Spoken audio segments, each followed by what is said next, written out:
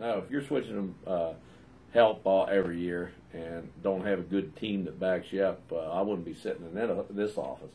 You know, it's all a team effort here because you get all these departments, and if you don't have sales, you can't do production. If you don't have production, you can't do sales. If you don't have your front office, you can't do any of it. So it's all a team effort. Everybody's got to do their part, or none of it works. Right. I graduated from Western University. I said, I'm never moving. I'm not going to live in West Virginia. And sure enough, my first job was in Parkersburg, West Virginia. Yeah. The company was Oxford Development that owned Grand Central Mall. Capital Improvements, and I needed the subcontract Al. And Al, for what it's worth, 35 years ago, worked for me. Oh, yeah? Because he was a subcontractor underneath me at Grand Central Mall. We're talking about maybe him working for us. So he knows that I'm going to tell this. So anyway, I find out later on part of what he done was cleaned out the bird cages down there. So he's heavy in the maintenance part, just the way he is now. So anyway.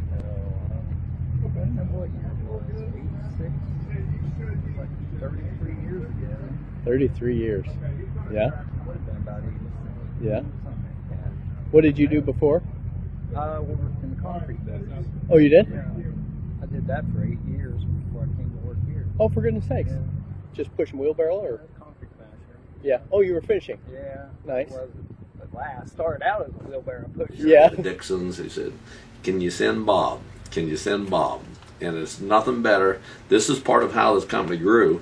Whenever they say send Bob, and they're not even sure, I'm not even sure they want to talk to me. Send Bob. Yep, the production side. The same thing with Dale Robinson. He started over here in retail, part-time, in high school. The spring of 83. Spring of 83. Yeah. And what were you doing before that? I was still in high school. Oh, okay. High school. Yeah. So what was your first job at Greenlee?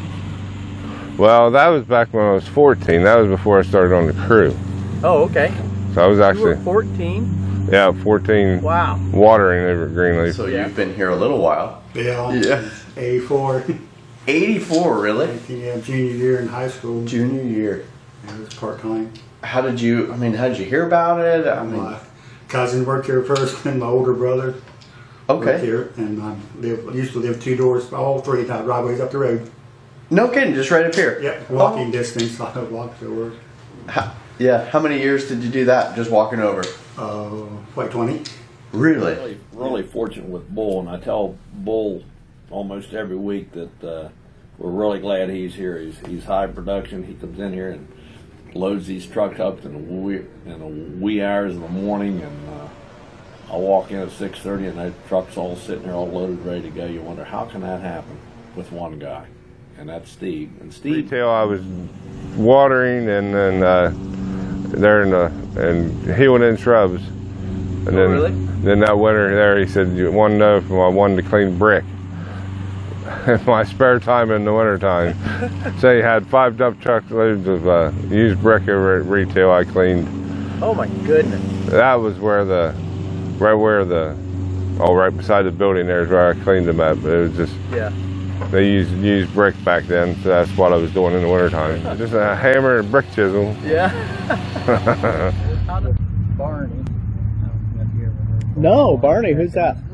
He was like one of the top foremen back then. Okay. So he worked for most of the higher clientele and stuff. So Okay. I started working with him every day, and after he left, I kind of took over him. Kind of took over, yeah. For his clients and stuff. I've been there. Found an Al. I said, you need a salesperson or a position. And that's how I got to know Al. And Al hired me as first salesman. In my first year I started out. I worked half the time in the field and the other half the time in sales. And I thought it was hot stuff, but my first year I sold $48,000. It's really sort of interesting how I got here. My brother was living up in Davola, and I was at WVU at the time. And so he stopped in and talked to Dave and Al and just said, hey, I got a brother that's at WVU. He's in landscape architecture. Wanted to know if they needed somebody to do some drawing and stuff for the summer. And that was back in 1989. Okay. And so Al gave me a call at college, we talked, and that's how I got started. Started on an internship, and the next year I came back for the internship, and I've just sort of hung around ever since. And someplace in the middle of all that, we picked up Randy Myers, an excellent, 100% excellent construction foreman. So we were able to keep building on good personnel like that. Well, Evelyn Worstel, she was our first secretary, and she was a real gem. Evelyn has since passed away. But Evelyn, the Worstels, her son worked for us. Brian was one of our first foremen, and then but her nephew still works for us. Bull, Steve Worstel. Steve, right? And I forget when we went to a full-time secretary. It might have been close to 90, 85 to 90 in there someplace. And then after a couple of those, Pam come on, and thank heaven Pam's here. She's an old schooler, dedicated to her job, does whatever it takes. If it's the first of the month and she needs to work 12-hour days, she works 12 hours. And I walked in through the door at 6:30. Pam's in here. She's already beat me in here. So she called me and asked me if I'd be interested. So I interviewed, and Al didn't want me. He wanted the other girl. Oh, really? Yeah. And Jeannie wanted me, and he wanted the other girl. Okay. He offered her the job, and she turned it down. So really? Yeah. Huh. So. Well, good for you. Yeah. Yeah. So how long ago was that? 20 years. You've been here 20 years. Mm-hmm. So we're talking 97? Mm-hmm. How long? So when did you start at Greenleaf? March of 1994. 94. What did you do before that? I was going to, that's when my internship started. Oh, okay. I was going to ATI, Wooster, Ohio. Oh, okay.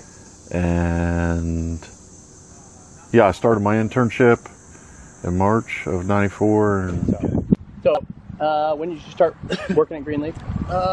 April 1st, 2002. April 1st, 2002. Where'd you work before?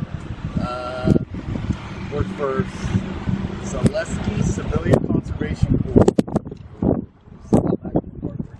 Okay, doing what? A little bit, everything. Everything. It was through the state, cleared log jams, horse trails. It's like 1 year state funded program. Minimum wage, but you went to school from there. Okay. It was cool. Huh, that's good. Remember your first job at all? Or one of the actually I do. It was with Bob Marion. Really? Pruning, and it rained all day. Oh, really? He pruned and I put lava rock down. Yes. So that's what I remember about my first day. Yeah. Everybody else went home. So. Oh, and just you guys stayed out? Yeah. Yeah. Yeah. Marty was his name. Yeah. And I was upstairs looking out, and I see this guy take a shovel and hit the side of a truck. And I'm like, holy mackerel, what's going on?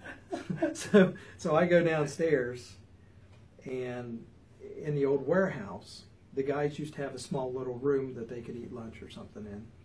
Well, the next thing I know, that door just goes boom, falls down. It was Barney. He had gotten really upset because I don't know if he had tools that were missing or something happened that just he snapped. And that day, and it was that was I thought that was pretty wild. What who would you say had the biggest influence, training, teaching you? Like out of the foreman? Anybody? I mean, I worked with all the guys, all the older guys, so I learned a little bit from each one of them. Yeah. As I started running jobs, I'd say as far as the quality goes, I'd say from Dave. Because every day he would just pick me to death. Yeah. But one day, all of a sudden, I showed up and I'm like, started doing that stuff without him telling me. Yeah. So it worked. As a laborer, all the foremans, all the older guys. But once I started running jobs, probably Dave. Yeah. Working at Dr. Grossel's up on right above, a couple houses above where Jim Godfrey lives now, and we're doing this stuff for Kathy all around the house. And at the end of the day, she'd been out back burning something. So we had a skid steer there. So I think she asked her foreman at the end of the day, could you clean that up for me? Well, I'm not even sure it was smoking at that point. So he goes in there and scoops up the ashes and dumps them in the back of this dump truck. At that point, it was Unit 88, and it had plywood on the inside to keep from beating up the bed. And he dumps that in there, and I'm in the office whenever he comes back in that night at 5:30, and he comes down the hill. And we were in the old warehouse over there, and I'm looking out the window, and the flames are at least 8 foot over top of the bed.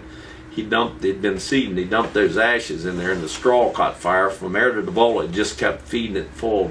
air. By the time it got here, it burned all the plywood out of that truck and burnt the cedar up, and yeah, it was pretty hilarious. So funny, but I've been on the safety committee for several years, from way back when.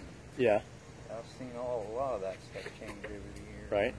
Yeah, I heard there wasn't a lot of safety concern early on.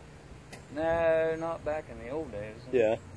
Nobody. The back of the truck and went up where the old food locker used to be. Oh, yeah? There used to be a laundromat up there. The side of it, it went up through that parking lot, missed everybody, going through the grocery store parking lot, and went and stuck into that laundromat. Oh, no. They had to pry it out there with a couple bobcats, I guess. Or maybe it hit a car over there. So it was driving? It was so long ago. It was driving, came unhooked, and just popped the curb and... Popped the Kendall hitch open or something. Took off clear across there. Luckily, we've only lost a couple of them over the years, and nobody was ever hurt. So yeah. Never got to go on a golf outing. Oh, yeah. They used to do that a lot more? Oh, yeah. I think every year I went a few times.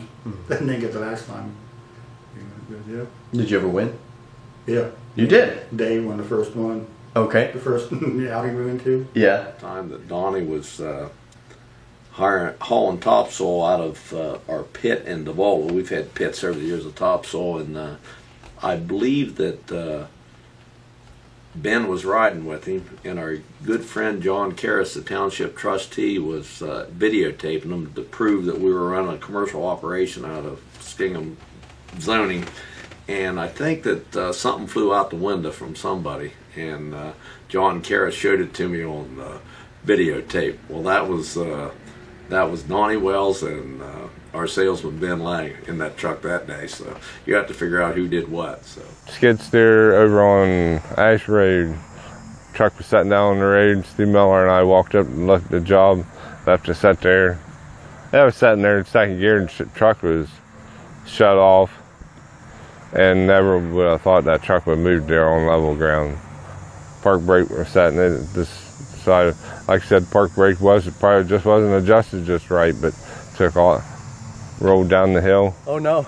Rolled down this flat spot and then rolled over the side of the hill, ran over a gas line. Oh no. Truck laid over on its side. Oh no. New skid steer sitting on the trailer behind it. Oh no. So that went over too. Yeah, it didn't roll over. It was still sitting on the trailer, broke the pintle hitch off the truck. Oh, okay. Trailer was rested against the back of the truck. Just sitting there. The truck over on its side. So Faust came over and held the trailer and put the ramps down and drove skid steer up off the trailer, and I was... Yeah. You and Steve were standing there going, wait, what happened? Yeah, I heard this crash and they go, psh, oh the no. Gas line, yeah. Gas line went, ooh. Yeah. That kind of slowed down production that day, huh? Right. Yeah. We are so blessed to have the people we've had over the years.